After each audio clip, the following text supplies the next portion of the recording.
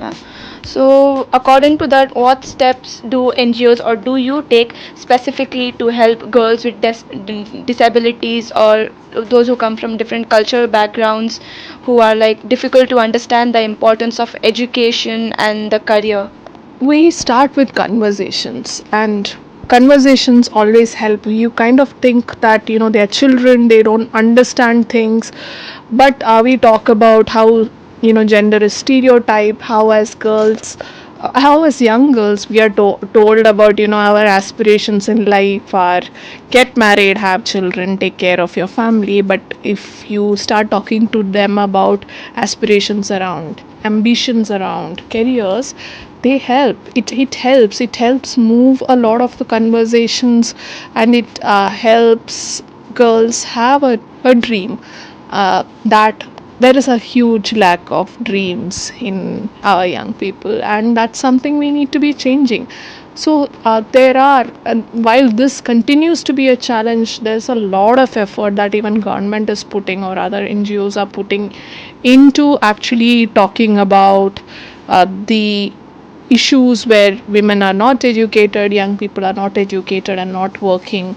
It impacts the economy, it impacts everybody's life. So there is a lot of focus that is there, but it's tough. It might be easier in Bangalore where there are so many NGOs working, but in the rural parts that we work in, there are not too many players around there. So getting sometimes access to opportunities in a place like Bangalore is a lot more easier than say if I have to work. I work in my team works in Yadgir. It's much more difficult. There is no lack of resources there, but then again you have this really invested set of teachers, school authorities, government authorities who are doing their bit. So while it's a slow process, we are surely getting there. So challenges have been there, have constantly been there since independence, but it's for everyone to work together and solve it. So NGOs does make change through the section. So they are making change in the Definitely, past years. definitely. NGOs are more seen like collaborators to government programs because they complement a lot of things that we do. So we work in government school ecosystem where teachers are teaching subjects. We talk about 21st century skills and career readiness. So we also are imbibing something or imparting something that is as critical as what the teachers do it, and they see it as a collaboration. So it's always a teamwork that happens, and it has its own impact and beautiful outcomes as well. So, 5 years from now on, still during now this time, NGOs face many difficulties. So, how do you think NGOs are gonna adapt to the future changes? uh, I think as NGOs and most of the sector has been very resilient. One of the issues that very recently most NGOs did face was when in during COVID, when the schools shut down, for particularly for us and for those who work on child rights and child protection, there were massive setbacks that happened. Even at education level, the children's education level dropped globally. Those are major setbacks, right? Whatever efforts you have been doing for past 20-25 years, at one go it suddenly went down because children didn't have access to schools. uh, there was resilience there, right? People changed the way they work. People, now we talk about bridge courses. The government changed the way the schools were designed. There's talk of lot of online classes happening, all these things. So it's always when you work with humans, it's always that you are up to newer challenges, and NGOs are very resilient in that. So that's something that we are cognizant of, that we usually have to change the ways we do. And I think whatever the challenges, because it's also a set of very talented and focused people with a lot of expertise, the sector will also rise to the challenges that it brings up. So I'm not worried what is going to happen 5 years from now. This is still going to be a relevant sector because the sector has a lot of contribution still to make, and we are nowhere near an ideal society where everything works. So Everybody has their So contributions. NGO will still be remain after if you go of It's future. going to be there for a very long time. After during your time of work as you lead the Karnataka State Lead of Quest Alliance, what difficulties do you feel when you work in a team? Because in a team, members come from different backgrounds, different they have different mindsets. So how do you work with them, overcome those gaps between the people? I I lead a team that's fairly big enough, and I always believe that each person has an individual contribution also to make in a team. I might be good in some things. I am a Karnataka lead, but my Kannada is very bad. I am from a different state, so that's a gap in me. Doesn't mean that I'm not effective, right? I might be good at program management, strategy, design. Those are my skill set, leaderships.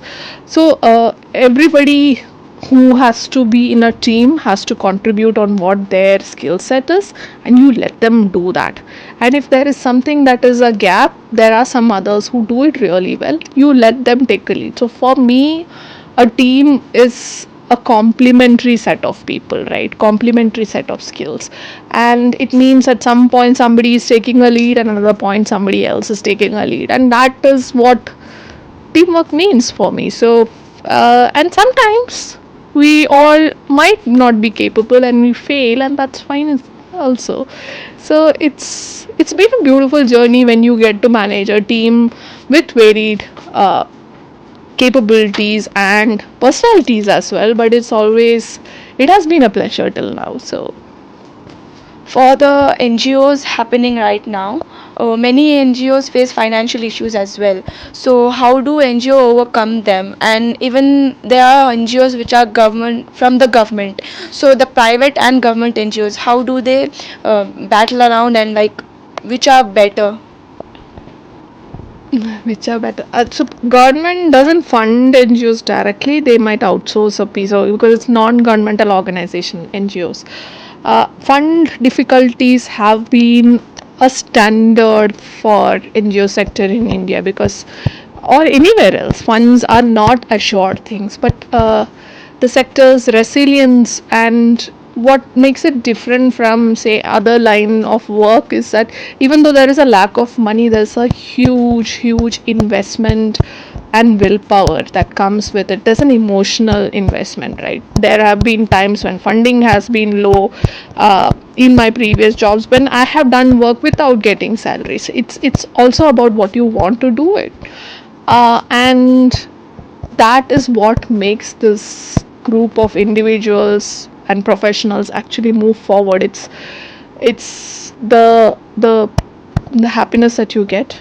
It's doing something that is very important, and therefore also knowing that maybe a corporate job would have paid me maybe thrice more than what I'm getting now, but doesn't matter.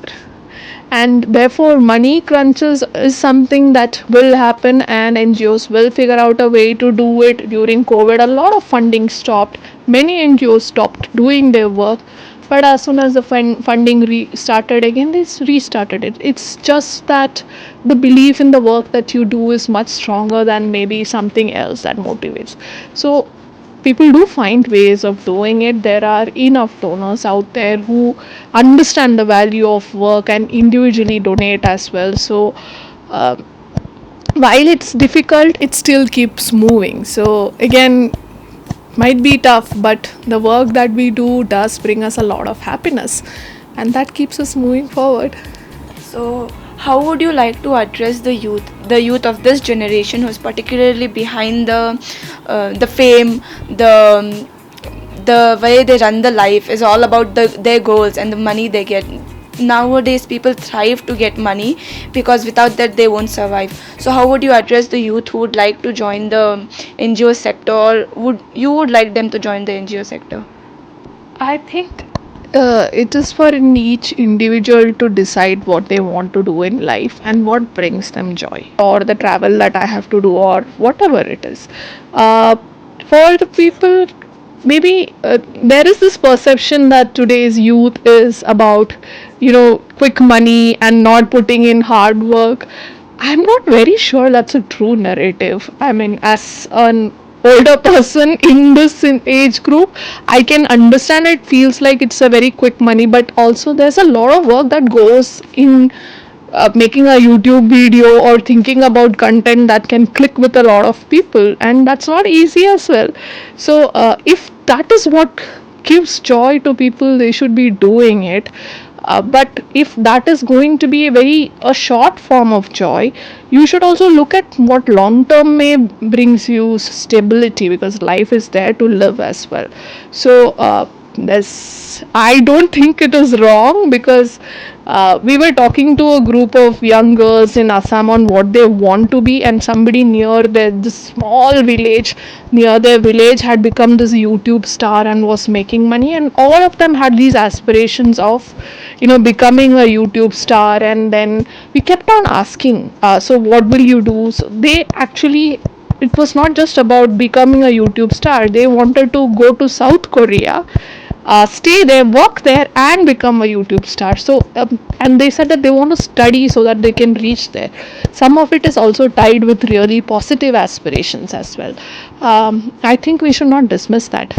So, having a dream about what you want to do, and that can help you survive, is also very important. I think it's good the youth today are thinking about how to make money and survive. Nothing wrong in that. So, what is the one agenda of your life which you live on?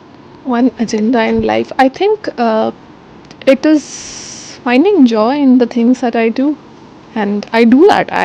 Whether it's my profession or personal life, those are things that we should prioritize. Like we talked about interest and abilities. If your abilities is not also piking your interest, it might not be a good way to live. So you should be, whatever you are ending up doing, it should bring happiness. That's good, ma'am. So, thank you for joining with me, ma'am. It was a great pleasure talking to you. It was lovely to hear you and be interviewed by you also. I have actually talked to you at the other side, so it's beautiful to see you doing this. Well done. Thank you, ma'am.